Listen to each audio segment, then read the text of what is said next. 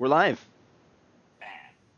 Welcome again to another stupendous episode of Metal Wolf The stupendiest. with Tulso and Steve and Tulso, and also Tulso, and also Steve. But no Steve. Nah, not today. Fuck that guy. It's episode 9. We're back. 9's a good number. It's an alright one. It's going to be a short show today. For a myriad of reasons. A, there's not much to talk about. That's positive, so that's one thing. We'll get to that in a second. B, I have some fucking serious ass shit to do to my computer apparently. And C, I have some serious ass shit I gotta do to my fucking computer, man. Time to burninate the peasants. I am not looking forward to it, dude. I'm so spooked out right now. I'm just sitting here like, yeah, is Fallout gonna work? That's all I care about. I just want the stutters to stop. I know, what started as this simple journey to figure out one stupid thing is now turned into like, maybe it's just time to fucking redo all of my shit in general. Welcome to my Sunday afternoons like 4 years ago. Yeah, so I have to figure out after this if I can. I was asking you about that. If I can just uninstall the core program of Steam and leave all the games installed. Yeah, it's on a separate drive, separate library. You're good to go. Well, I mean, so uninstalling Steam doesn't automatically uninstall all the fucking games it installed, right? I wouldn't uninstall Steam. Just leave it alone. Just fucking wipe your main drive, reinstall Windows, and go from there. And then just run Steam from where it's installed on that E drive? No. It's installed on a different drive. It's not installed on my C drive. I would definitely install Steam on your C drive. Run the library from the other thing. Steam doesn't take up any space at all. Okay, so then, sorry, I know this is Metal Wolf, but I gotta ask Tulsa this one last question. So look, I can uninstall Steam, right, and leave the game libraries intact. That is a thing you can do, correct? I'm sorry, I wasn't paying attention. What was that again? Oh, God damn it to hell. I can uninstall just Steam and leave the game libraries intact, right? Don't uninstall. I wouldn't uninstall Steam, seriously. It's like I've fucked with that on my computers before, and it's like deleted games. Don't ever uninstall a game from, don't ever uninstall a Steam game from Windows. Like uninstall it from the Steam client. Right. Because it fucking wiped out like everything I had downloaded. Okay. Because it was like, oh, just delete this directory, and it's installed like the Steam common folder, and it just wiped that entire folder out. Well, anyway. I'm just worried that, like, if I go to so you're saying just reinstall Steam to my C drive next time? Yeah. And then point it to the E drive, where there will still be an existing Steam installation. Do you feel me? No. I said install it on your C drive, and then point Steam to your whatever your fucking game drive is. Yeah, but this is what I'm trying to tell you, dude, is that there's a version of Steam installed on that drive. Do you get what I'm saying? It was never installed to my C drive as it is. Just delete that like, I don't fucking know. Bro. This is why I said back everything up, like everything, save games. Is the only like thing files, that I need like to that. keep is And common? The common folder? I don't know. This is not the time to talk about this. God damn it, Tulso. These so were the fucking questions I was asking you, like, literally before we went live, and you're like, I don't know. Look at this thing. Here's this batch file that doesn't work. Slippy, help me. God. It's not that difficult. It's a simple question about whether or not Steam does a thing or doesn't do a thing. I'll try and find out. I don't fucking know. No. I've never done that before. I've never had that many fucking hard drives. The whole fucking thing is gonna... Yeah, that's the other thing, too. You're like, why do you have so many hard drives? I was like, is this really the time? Is this really the time for me to break down that whole thing, too? Like, I swear, just let me live my life. I just need your help. You're starting to piss off the chat. You don't understand. I'm crying inside. Anyway. I don't think if I sent him tacos, Slippy, that it would make it there in time without them, like, congealing into some... Well, he'd probably still eat it. Yeah, that's true. At that point, it'd just be a burrito. Gross. Gnarly. So, let's jump into episode 9 with the first thing that I want to. Like I said, this is gonna be a short episode because there's not a lot of good things to talk about. Speaking of dumb, fucked up stuff. Oh man. So I don't know. Do you want to? We usually let Tolso take the lead, but this week I think I'm going to, if only because. Yeah, you showed the 2 articles that we're gonna talk about, so. Yeah, I mean, look, the first thing, I don't even know like how to approach this or talk about it like as a subject. But Start with the easy one first. I mean, it's a slam dunk. It's a slam dunk. There was a point in time where there was a band called Core 10. I don't think that they're still making music. We've talked about them on here. Yeah. Yeah. and again, I've said this, they're not what I would consider good music to what I like to listen to. I was trying to be super nice and diplomatic because I happen to know one of the guys in Core 10. And I was like, I don't want to say anything mean on the off chance that he hears it. And it's like, fuck, man. I'm like, listen, bro, new metal's just not my scene. But here's the thing. I don't know anybody in Slipknot at all. And I definitely don't know the fucking DJ in Slipknot. That's for sure. So I have absolutely no issue with telling you today that I think I heard the worst music I've ever heard in my entire fucking life. At least for the last few years of it. I mean, holy fucking smokes. So the DJ from Slipknot has decided that he is going to do a solo album. Some music, I guess. Yeah. What's funny is that Sid Wilson, back in the day, used to go by the name DJ Starscream. There's a lot of people don't know this. So he put out an album before as DJ Starscream. And he was also very litigious. So there was a chiptune group called Starscream. And he fucking basically threatened to sue them into oblivion. So they changed their name to Infinity Shred. So Infinity Shred is... they used to be called Starscream until Sid threatened to sue them. Keeping in mind that Starscream is a annoying character from Transformers, really, if you want to get down to brass tacks. And he definitely was using like the Decepticon imagery and all of his shit.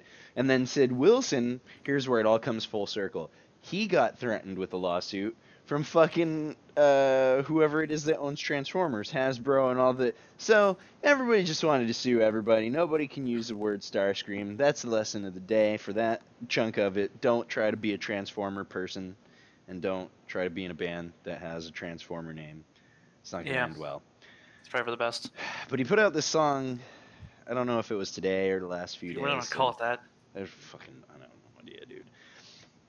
What is it called? Okay, first of all, if you look at... I don't even know where to start. If you look at the way he's spelling his name for this solo project, it's the most, the fucking uber elite speak dudes from the early 2000s it's threw their hands up and said, what the fuck, dude? Yeah, man. It is literally like... Type that out. He's like, man, you remember the early 2000s when everybody was saying leet? I want to do that now. I want to do that so hard. I want to do that harder than anybody's ever done it before. Okay, I'm going to see if I can parse this. Sexcapades of the... Hopeless Robotic. Of the Hopeless Robotic. Yeah, that's what that garbage is. Wowzers, dude. Yeah. Wow. That dude spent a lot of time holding down the Alt key and pushing numbers on his number pad to make all these fucking characters show up. Look, let's talk about how thin the glass is in the house that this guy lives in.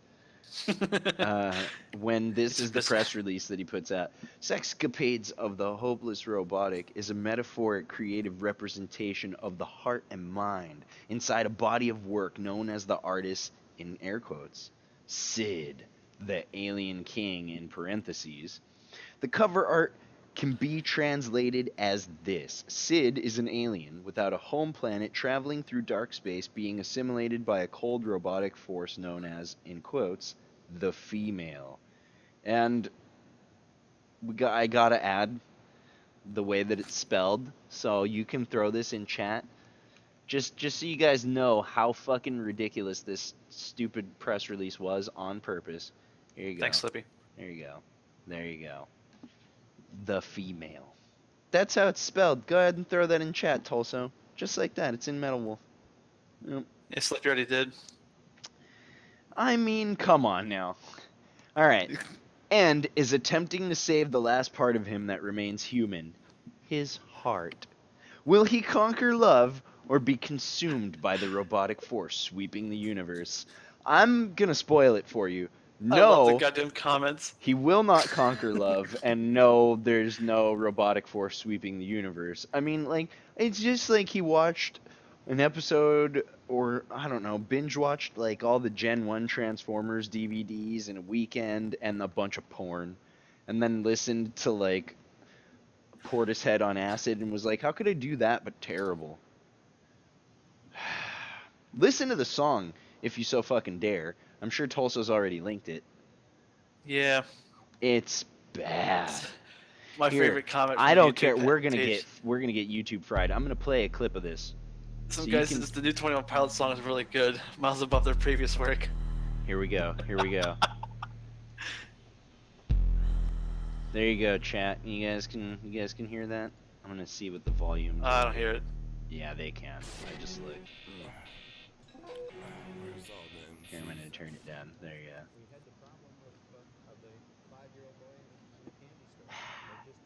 And it just doesn't even start out with anything like discernible. It's like he's trying to make like some weird avant-garde beat. Mm-hmm. And it just comes off as what it would like. We're 45 seconds in.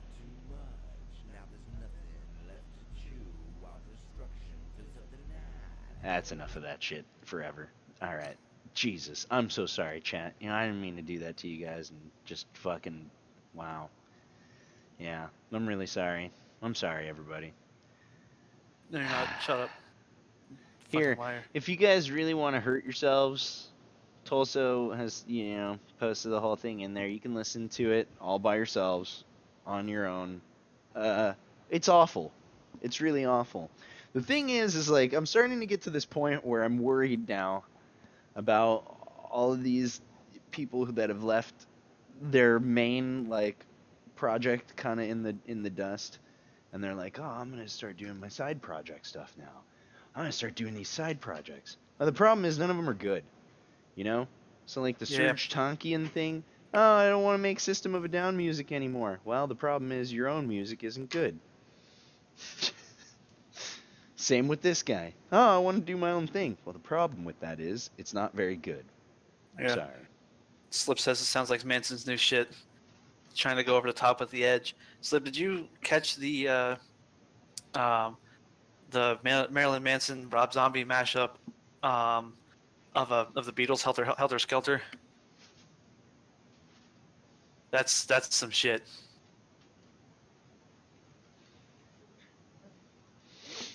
Yeah, I don't know what's going on with. I mean, look, I guess at a certain point, you know, all of these different groups and acts, you know, like they have to stick into like one little zone of music, and that's kind of where they end up gelling in. And it's weird because I think it's a thing that's very exclusive to like hard rock, heavy metal, where like there's these dudes that start out playing heavy metal, and then they end up just slowly transitioning into hard rock, and then you have all these weird little offshoot things from these guys. And, you know, it's like I said, none of it ends up being good. No, you know? It's always terrible. Right, but like I was trying to get at is I just kind of lost myself here. Hold on one second. We tend to look at like tours like that, like look at Ozfest. It's all of that stuff. Manson, Rob Zombie, and da da da da. It's like you literally walked back in time into a Sam Goody in 2004. God, I haven't been to Sam Goody in No so one fucking has. long. No one has. And I mean, I guess that's what I'm gonna just start calling these things as like Sam Goody bands, Sam Goody tours, because that's what it is.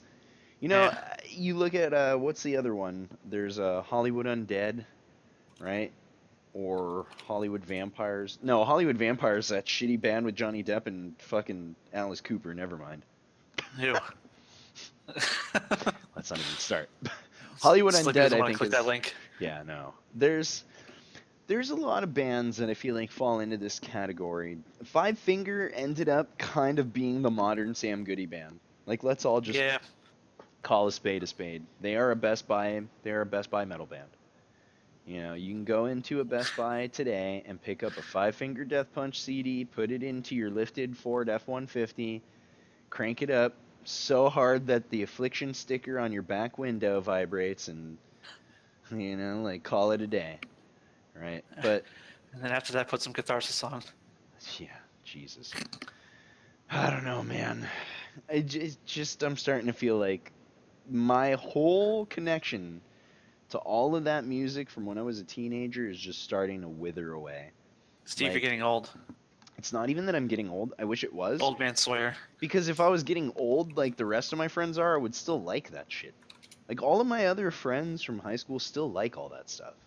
And I feel like my connection to it is like disappearing so much that I can't. It's starting to be like I don't even want to listen to like all the older stuff. And I'm like, boy, this sure is a shadow of, or this sure is cool, and they're a shadow of their former selves now, though.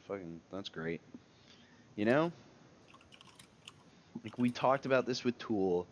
We talked about this a little bit with, you know, new metal. We talked about this a little bit with Mallcore. But more and more, I think I'm just starting to understand that my connection with all that kind of music is just like, pretty much toast. I don't know. What? What's going on? Oh, you'll see. Okay. I'm currently typing up a shit post against you, as I do. Oh, okay. That you're gonna throw into the chat? Fantastic. That too. Oh, is this a tweet? Yeah, it will be. All right. Just got dark quiet there for a second. Anyway, moving on. I don't know what else I can say about that. I'm not looking forward to that record. I don't think anybody is. And then, like Tolso said, go look at the YouTube comments for that video. Holy smokes, dude. Goddamn, the Sid guy thing. Yeah. Yeah, that fucking stuff is worse than Core 10. Like, dude, I feel like it like, makes apology for Core 10. ICP look like fucking like Amadeus Mozart. Seriously, you could play that fucking Sid song and then put on something from, I don't know, they have a, I don't know, all their records are clown records. I don't know. I don't know. Put on something from one of the clown songs, and it would probably, like I said, in comparison, sound like Fifth Symphony. You know, like Yeah. I can't. In other gross news, let's continue with the infinite saga of bands I don't understand and appreciate apparently, and let's move on to something we didn't talk about at all last week or the week before when it came out. But it's something I've talked about a couple of times in like a few different places here and there. I don't like Ghost. Okay? No. I really don't. The 30 seconds or so I listen to them at a time is too much. That's enough. Yeah. No, I've given them a chance. I listened to Meloria or whatever it's called, Melania Trump, whatever that record is. And, you know, I was like, maybe, because people were saying, like, oh, the old stuff is better than prequel. No, it's not. And it's all the same, man. Yeah. I don't. We joke about them being the Nickelback of death metal. Yeah. Mm-hmm. Yeah. Like, I don't get it. If you guys want to listen to, you know, glam metal, that's cool. Neat. I don't. Or I don't. I don't like Like Ghost. I don't like Steel Panther. I feel like they these remind me a guys. lot of Steel Panther. Like Steel Panther is a joke on purpose, but they still suck. No, this Ghost is like a modern day Kiss, Yeah. except without all the stupid merchandising. Like it's Mm, not heavy metal. It's not they're metal at all. getting It's there. just bullshit. They're getting there. I've noticed that their merch push for this new record cycle was way heavier. So Yeah. I think he's really starting to be like, yeah, Papa is an image, the Pope or Like whatever for all of their shit. Like, I don't. legit listening to one of their biggest songs, Square Hammer, I could totally hear this being like a Bon Jovi song. Yeah, there you Yeah. go. Yeah, that's Like that's totally fair.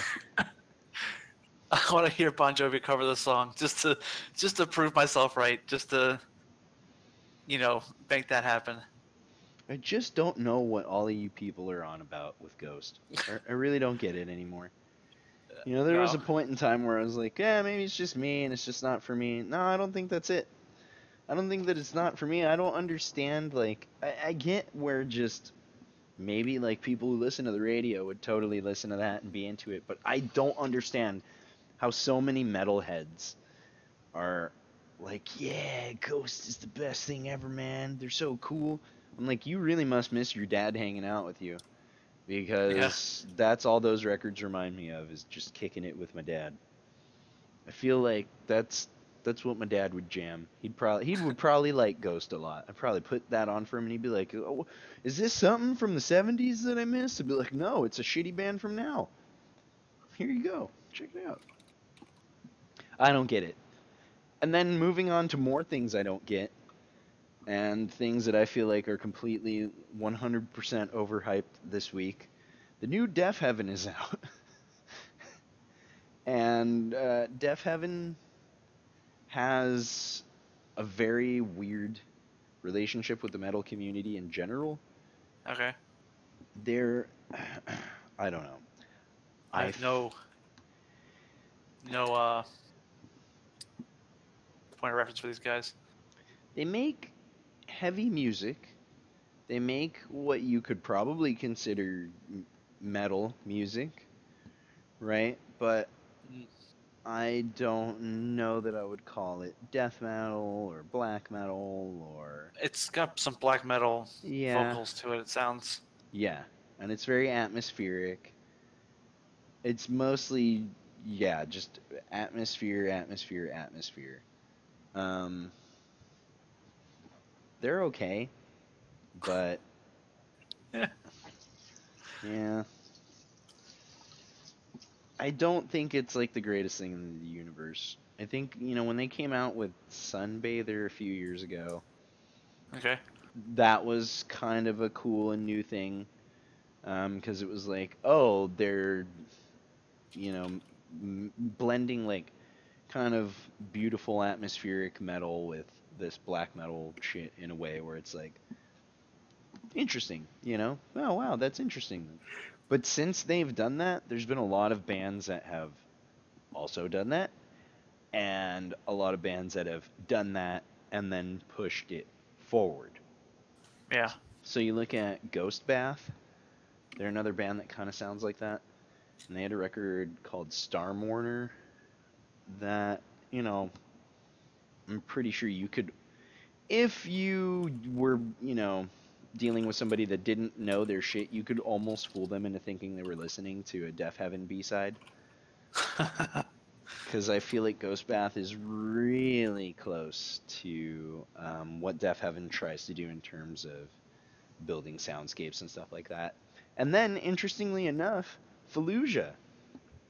Fallujah builds a lot of soundscapes that took like that foundation of building huge, powerful, heavy moments and then blending it with atmosphere and sound.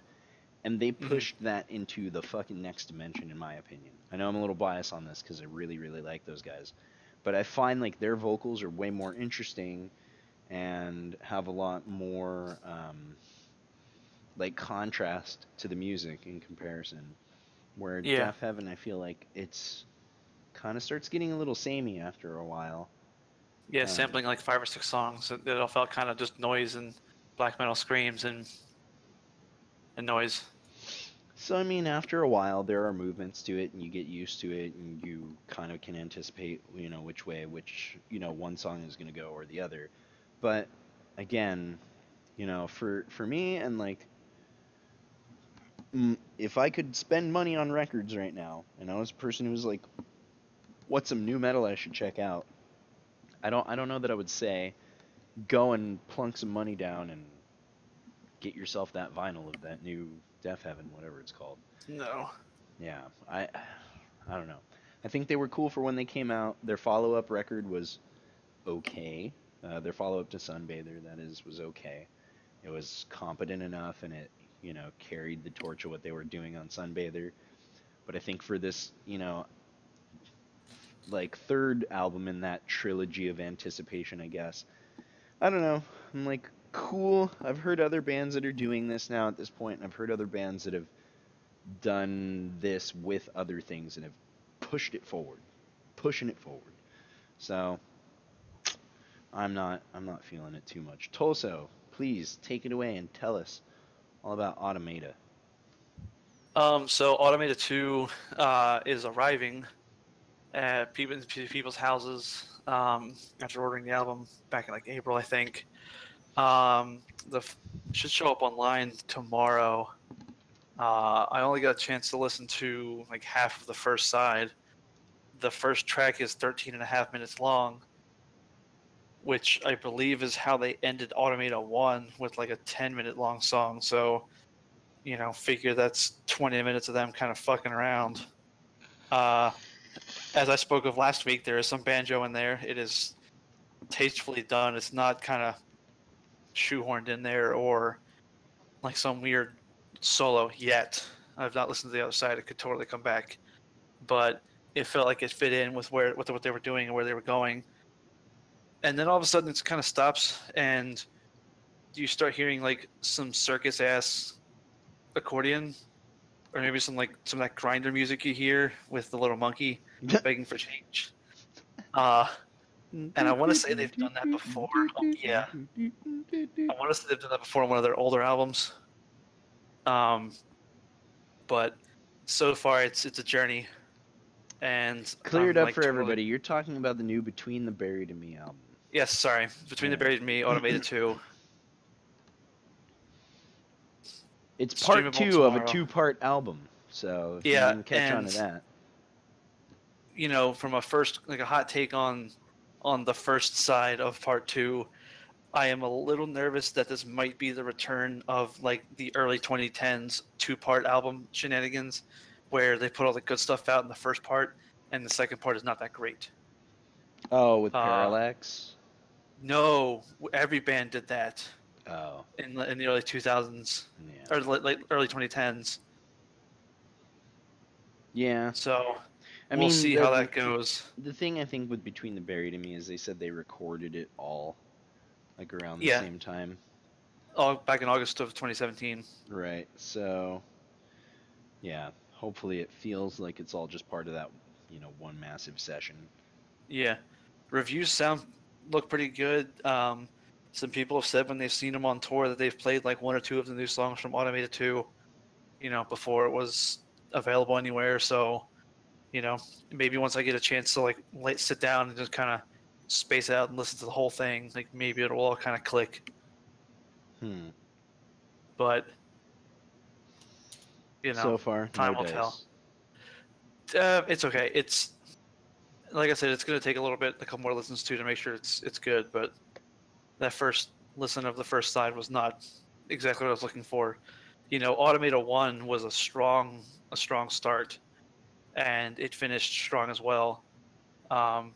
That's one of my favorite albums to listen to, or half albums, if you will. So we'll see how this goes, part 1, part 2. And of course, I jumped the gun a little too early and bought part 1 on vinyl and missed out on just getting both of them in one in a gatefold. Right. So now I've got 2 gatefolds where only one of the sides is populated. The other side is just a pocket of air, and it takes up a lot of room. Wow. Yeah. You live and you learn. I know. I won't do that again next time I do a certain album like this. You just be like, yeah, I'm just gonna get So, but That's it your looks fucking incredible. It's a very nice pressing. Half of it is clear with like white speckles, towards the end, towards the center, and then the other side is just like a plum purple. yeah. I saw the pictures you posted Looks so good. on here and on Facebook. So yeah, it does look like it came out pretty nice. Yeah. Ugh. You know what I'm thinking too? After we get off What? this stupid show, probably gonna just play a little bit for tonight and then do all that stupid OS crap tomorrow. Think about it. Yeah. What do you mean? Think about Like it. kind of dwell on it and figure out what you're gonna do. Yeah, I think I'm gonna give my mind like some time to kind of compile all the options while I goof around in my stuttering game. Just deal with it. See, this is what I was talking about in one of our other conversations. It's impossible for us to do timestamps on episodes like this because we just fuck around and go from topic to topic and then cycle back to other topics. True. Fair enough. And what are you gonna do? Last but not least, um, this is kind of out of nowhere, because it slipped under my nose. Again, talking about bands from my youth that I used to listen to. There is a new album out from Hope's Fall. It's called Okay. Arbiter. Hope's Fall is a post-hardcore band, and they put out Magnetic North. I can't remember the name of the other stuff they've done. Satellite Years, there you go. And something else. And back in the day, I used to like them a lot. I still listen to those records from time to time. It's definitely not like on the same level as when I was a kid. The other thing is too, I feel like Hope's Fall always had this issue where like half of their records were really good and then half of them were kind of forgettable. So they had like really cool songs, really cool ideas, and then I don't know that always like carried them through for the entirety of an album. Mm-hmm. A lot of Magnetic, half-baked ideas. yeah, sort of. And then the guy's voice is just really odd. He sings at a very odd register. That's just very like, it's pretty atypical of that genre. You know, it's super different. So their new album came out, Arbiter, and I was immediately intrigued because of one thing. I went on Discogs to look for vinyls of it because all I could see on the merch store were black vinyls. And so I look on Discogs, and sure enough, there's some colored variants. I looked up how much they were going for, and like the lowest price was like $139 or something insane. Holy Like that. fucking I was hell! like, wow, dude, what the hell? So I'm like, obviously this must be like a really fucking amazing record or something, right? And I check it out, and it's all right. It sounds exactly like that stuff from that period of time. If you like post-hardcore, and if you like Hope's Fall, and you kind of like, I read one YouTube comment, and I think it's fairly apt. His voice is just a little different. Someone said Deftones in outer space. And I was like, yeah, I could see that. I could hear that. I'm listening to some of it now. Yeah, it's definitely got an element of, like I said, his voice is very fucking different. And it has a sort of ethereal quality to it. And then their music is very floaty. So it's not like they're not playing very tight riffs. They play like a very loose kind of music.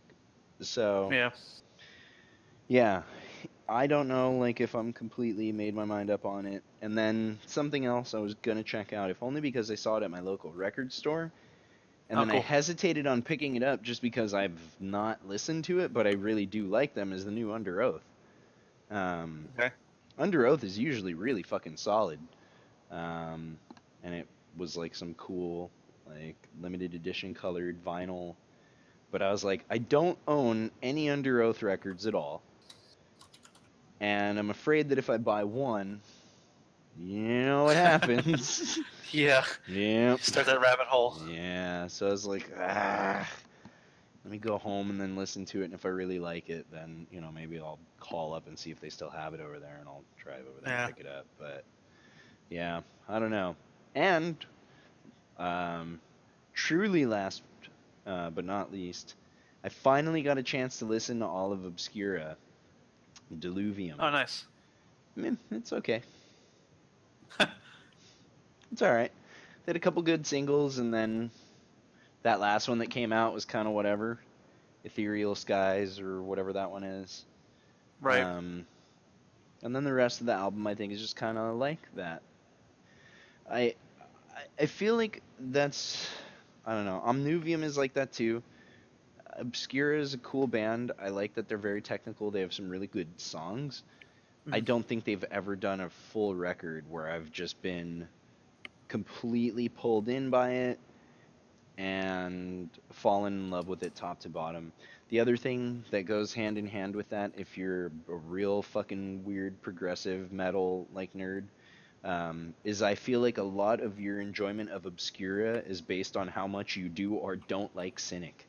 So if you really fucking like Cynic, man, holy shit, Obscura picked up that torch and ran with it 100%. If you don't Huh. like Cynic, fucking Obscura will do absolutely nothing for you, dude. Absolutely nothing for you. You know what? Actually, I may be a little bit wrong on there. Obscura is a little bit heavier, so maybe there's some more stuff for traditional metalheads to get into and enjoy. There's some Mhm. good straight ahead riffing on this new album and just in their songs in general. But I would say that like a lot of your enjoyment of Obscura is probably dependent on whether or not you like noodly, proggy tech stuff in general. Because Diluvium is just that. It's a lot of noodles, a lot of bass slides and grooves. We like that goofy shit. But the vocals are a little different. And Yeah. the songs, like I said, there's not anything that pulled me through the entire record where the whole way through I was just like, oh my god, I'm so mesmerized by this.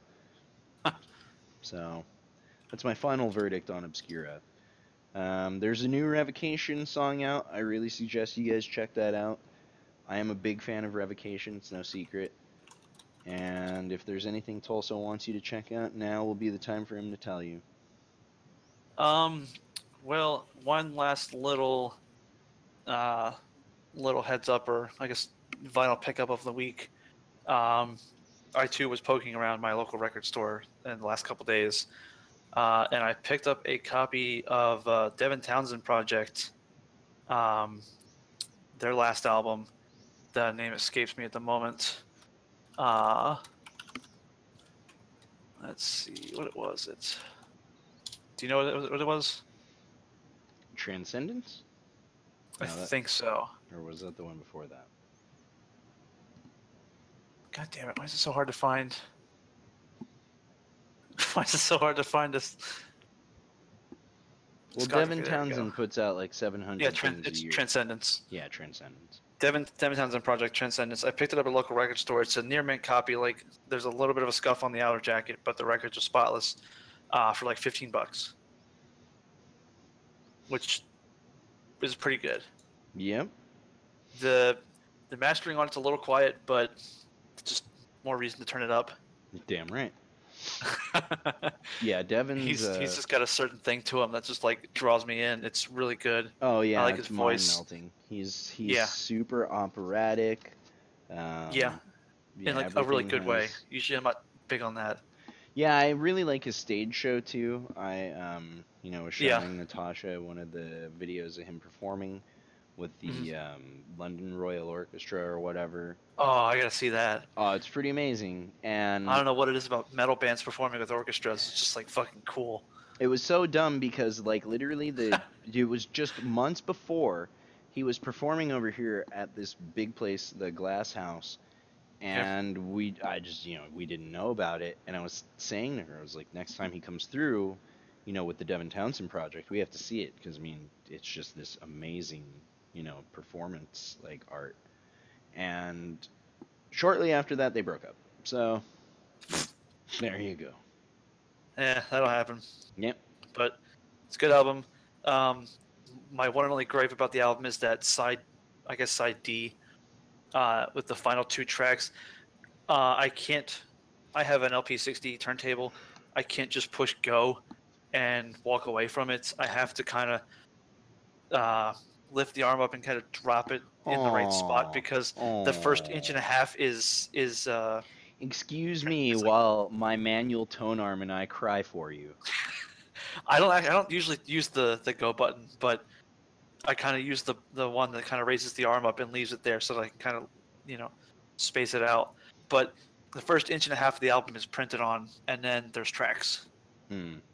So it's just kind of mildly inconvenient. And I guess the intro track, the on ramp, if you will, is super narrow and hard to hit. Because Again. I dropped it down and was just like, I don't hear any fucking music, and I'm looking at the tone arm going like, it's not moving anywhere. I didn't fucking hit the track. Yeah, like I said. So I had to like pick it back up and. I have to do try that again. manually for all my records anyway, so. Meh. Yeah, I've been moving towards that to get myself ready for it. So I'm just so yeah. afraid I was gonna skip. I mean, that's the thing. Last Sometimes thing I would they do do. is fuck up a record. It doesn't fuck them up when they jump from grooves. I can tell you that. It's Well, just. no, I shake a lot. I've got tremors for. Oh, well, the other thing So is like, you don't. I get real shaky trying you to don't do just. tiny movements. No, so yours you have to like literally drop it onto there.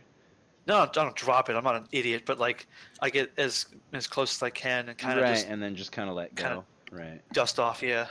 Yeah, on this one there's a little lever that you can flip down, and it Yeah. slowly lowers itself down. Yeah, that's one of the reasons why I was looking at the 120 or the Fluence RT81. But I mean, even when I do that, sometimes it'll jump from Yeah. grooves. That's what I'm saying. Yeah, when it does that, it doesn't generally scratch or anything, but it sounds annoying. There is that. There's just go. And you're like, God damn it, dude, why? Yeah. You know. One last little thing before we kind of wrap up. He's not in the chat anymore, but Great Bit Blog said he went and listened to some Ghost tracks. Said the music is okay-ish, while the vocalist needs to be punched in the teeth as hard as possible. It's true. Yeah. So there you go, Tobias Forge. According to our buddy Ian here in chat, you need to be punched in the mouth as hard as possible because your voice is annoying. And that is where we will leave things for episode 9. God bless you all for tuning in and putting up with our shit.